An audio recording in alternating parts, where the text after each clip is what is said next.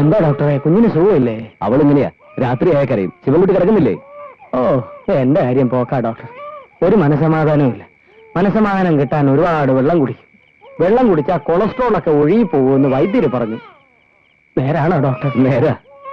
ഒറ്റ പ്രശ്നമേ ഉള്ളൂ, രാത്രിയിൽ ഒരുപാട് തവണ മുള്ളാൻ എണീക്കണം. അതാ കഷ്ടം. ഉറക്കവും വരികയല്ല. ഞാനൊന്ന് മുള്ളി വെച്ച് എന്നാ തോന്നുന്നു. അവന്റെ ഒരു കത്തപ്പെടുക്കല്.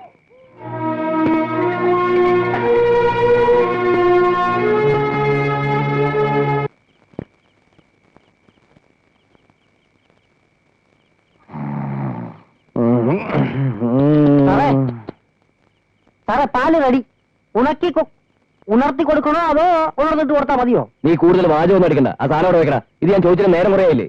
ചോദിക്കുമ്പോൾ പെട്ടെന്ന് ചോദിച്ചു തരാം. ഞാൻ എന്താ പശുവോ? സാർ എങ്ങനെയും കുഞ്ഞിനെ ചേച്ചിയുടെ അടുത്ത് എത്തിക്ക്. ഇത് കൊണ്ടൊന്നും ഒരു കാര്യമില്ല.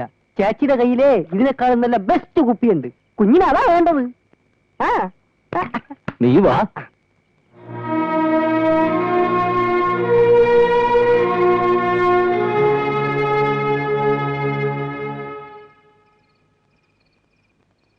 മായയോട് ഞാൻ പിന്നാമ്പുറത്തെ വാതില് സാക്ഷിയിടാതെ വെക്കാൻ പറഞ്ഞിട്ടുണ്ട്.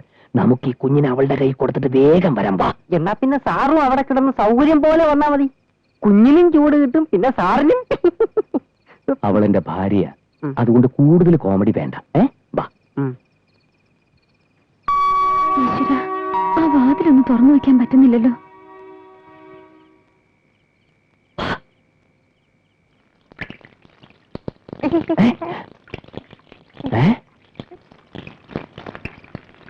ഇതാരാ ഈ സമയത്ത് പൈപ്പ് തുറന്നിട്ട്? മുത്തച്ഛനായിരിക്കും. പോട്ടെ, കൊളസ്ട്രോൾ മുഴുവനും പോട്ടെ.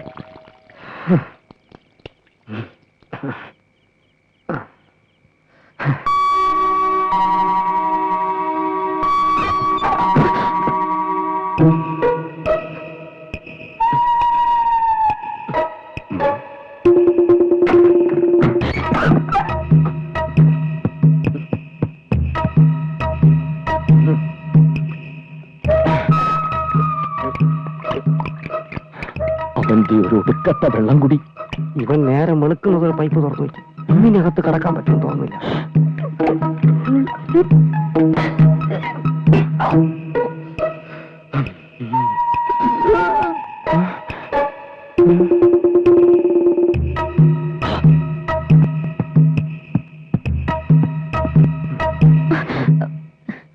രാത്രി ഇങ്ങനെ ബഹളം വെച്ച് നടക്കാതെ ഒരു സ്ഥലത്ത് അടങ്ങി കിടന്നൂടെ? ബാക്കിയുള്ളവർക്ക് ഉറങ്ങണം. ഉറങ്ങിക്കോളൂ. ഈ പാവ ശിവൻകുട്ടിയുടെ നേരെ മായയുടെ മനസ്സ് എന്നും ഉറങ്ങിക്കിടന്നിട്ടേ ഉള്ളൂ. അറിയാതെ ചെയ്തു പോയ ഒരു തെറ്റിന് മാപ്പ് പറയാൻ പോലും സമ്മതിക്കാതെ മായ എന്നിൽ നിന്നും മുഖം തിരിച്ചു നടന്നു. മരണം മുന്നിൽ കാണുന്ന ഈ പാവത്തിനെ മായ തെറ്റിദ്ധരിച്ചു. സാരമില്ല. കൊളസ്ട്രോൾ നിറഞ്ഞ ഈ ഹൃദയത്തെ സ്നേഹിക്കാൻ ചെമ്പരത്തിപ്പൂ പോലെ ഹൃദയമുള്ള ഒരു പെൺകുട്ടി ഈ നാട്ടിൽ തന്നെയുണ്ട്. വൈകാതെ മായക്കത് മനസ്സിലാവും. Good night. Sorry, good morning. സമയം ഇപ്പോൾ വെളുപ്പിനെ 4 മണി. എന്റെ അടുത്ത വെള്ളം കൂടി കൃത്യം 4:10 തുടങ്ങണം. ഉറങ്ങിക്കോളൂ.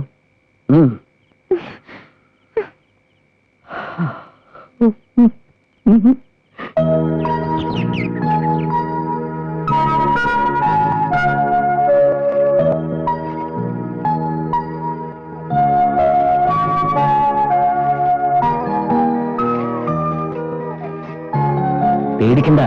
നീ അമ്പലത്തിൽ പോയിട്ട് വരാൻ എന്തായാലും 1 മണിക്കൂർ സമയമെടുക്കും. അതുവരെ മോൾക്ക് നന്നായിട്ട് പാല് കൊടുക്ക. പ്രസാദമൊക്കെ ഞാൻ റെഡിയാക്കി വെച്ചേക്കാം.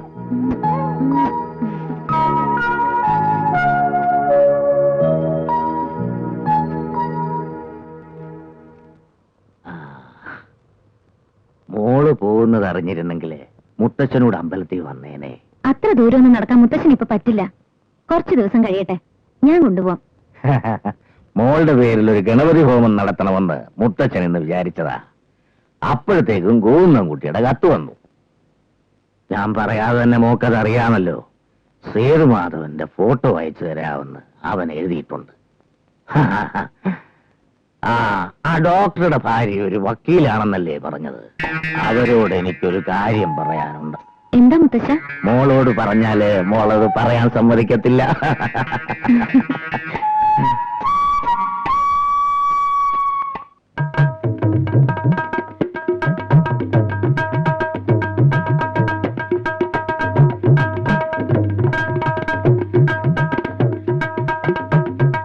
എന്നോട് വക്കീൽ ഇവിടെ ഉണ്ടോ നോക്കി വരാൻ പറഞ്ഞു. ഏത് വക്കീലിനെ? ചേട്ടന്റെ വക്കീലിനെ, മാനസേശ്വരി ഗുപ്തയെ. കിട്ടിയ ചാൻസിന് ഞാൻ ഇങ്ങോട്ട് ഓടിപ്പോന്നു. മോളെവിടെ? ഇനി വന്നേ.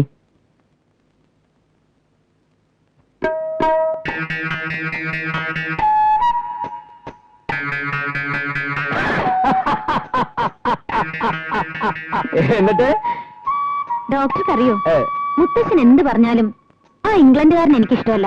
എനിക്കിഷ്ടം ശിവൻകുട്ടിയേട്ടനെയാ. കുറെ വിഡിത്തം പറച്ചിലും കുട്ടിക്കളിയും ഉണ്ടെങ്കിലും ശിവൻകുട്ടിയേട്ടൻ വെറും പാവാ. അപ്പൊ മായയാണെന്നും പറഞ്ഞ് ശിവൻകുട്ടി എന്റെ ഭാര്യയെ കയറി പിടിച്ചത് വെറുതെ അല്ല. മാനസേശ്വരി, മാനസേശ്വരി,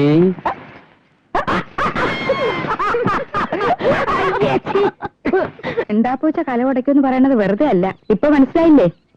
ഇക്കാര്യം ശിവൻകുട്ടി അറിയാത്തത് നമ്മുടെയൊക്കെ ഭാഗ്യം. കല്ല് വെട്ടാനുണ്ടോ? കല്ല്, അമ്മിക്കല്ല് വെട്ട. ഇത്രയും കാലം കൊണ്ട് ശിവൻകുട്ടി ചേട്ടൻ എല്ലാം അറിഞ്ഞിട്ടുണ്ടാവുന്നാണ് ഞാൻ വിചാരിച്ചത്. ഒരു പെണ്ണിന്റെ മനസ്സിലേക്ക് എത്തി നോക്കാനുള്ള ചങ്കൂറ്റം ശിവൻകുട്ടി ചേട്ടൻ കാണിച്ചില്ല. വസുമതി അങ്ങനെ പറയരുത്. ഞാൻ എത്തി നോക്കി, പക്ഷെ വസുമതി എനിക്ക് അവിടെ ഒന്നും കാണാൻ കഴിഞ്ഞില്ല. ഓ, ബോംബെയിലേക്ക് എത്തി നോക്കിയ ഈ വസുമതി എവിടെ കാണാനാ? വാക്കുകളാകുന്ന ബ്ലേഡുകൾ കൊണ്ട് എന്റെ ഹൃദയത്തെ കീറി മുറിക്കാതിരിക്കും വസുമതി.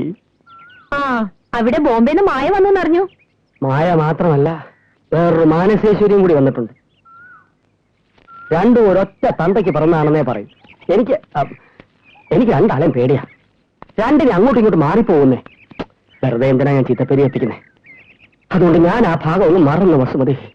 ഇനി മായയും വേണ്ട, മായ ജാലവും വേണ്ട. പറ്റുമോ? പാവക്കുട്ടിയോ?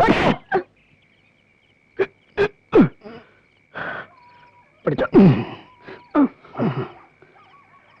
നമ്മുടെ പാവക്കുട്ടിയെ തട്ടിയെടുത്ത മായ എന്ന പെൺകുട്ടിയുടെ വീടാണിത്. പാവക്കുട്ടി ഇവിടെ ഉണ്ട്. നമുക്ക് തട്ടിയെടുക്കാം. ചാടിക്കോ.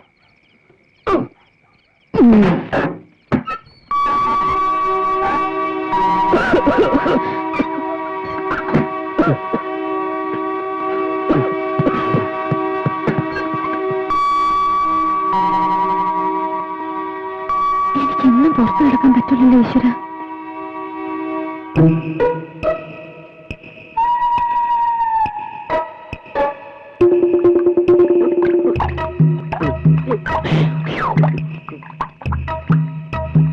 അവന്റെ ഒരു ഒടുക്കലത്ത വെള്ളം കൂടി തീരുന്ന ലക്ഷണമില്ല. നീ ഒരു കാര്യം ചെയ്. ഒരു കടലാസ് എടുത്ത് അതിന് മുൻവശത്തെ വാതിൽ തുറക്കുന്ന ഒരു മെസ്സേജ് എഴുതി ഒരു കല്ലെടുത്ത് ചുരുട്ടി മായയുടെ മുറിയിലേക്ക് എറിയ. അവൾ വാതിൽ തുറക്കും. നമുക്ക് അതിലൂടെ കയറാം.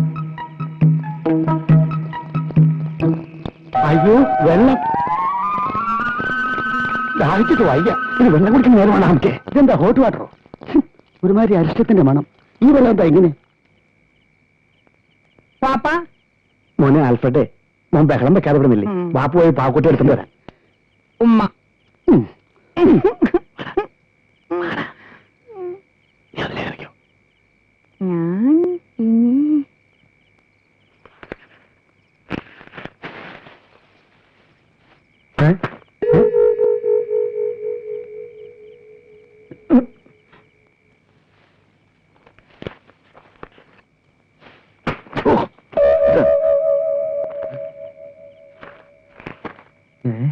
മുൻവശത്തെ വാതിൽ തുറക്ക്. ഞാനിതാ കാത്തിരിക്കുന്നു. മോളെ, മോളെ, എന്താ? ദേ കത്ത് വന്നിട്ടുണ്ട്. വാതിൽ തുറന്നു കൊടുക്കാൻ. അകത്തേക്ക് വന്നോളാം.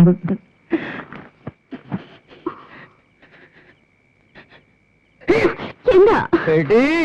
സത്യം പറ ചേട്ടേ, വാതിൽ തുറന്നു കൊടുക്കാൻ. അല്ലെങ്കിൽ വേണ്ട, അവനെ കൊന്നിട്ട് നിന്നെ കൊല്ലാം. നീ ആരുടെ?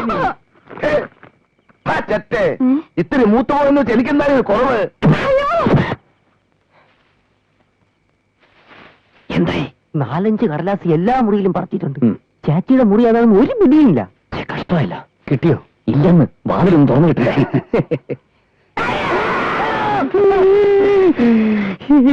ഏതാടാ ഒരു സ്ത്രീ? യക്ഷിയാണെന്ന് തോന്നുന്നു. വല്ലാത്ത ശബ്ദം.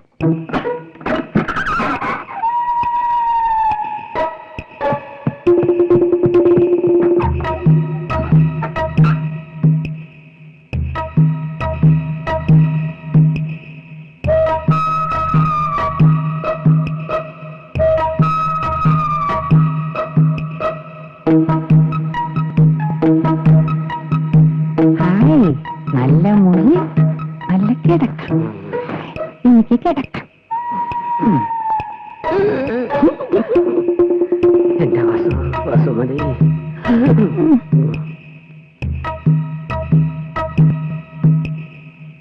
ആൾക്കാരുടെ എവിടെ? നാണമില്ലേ?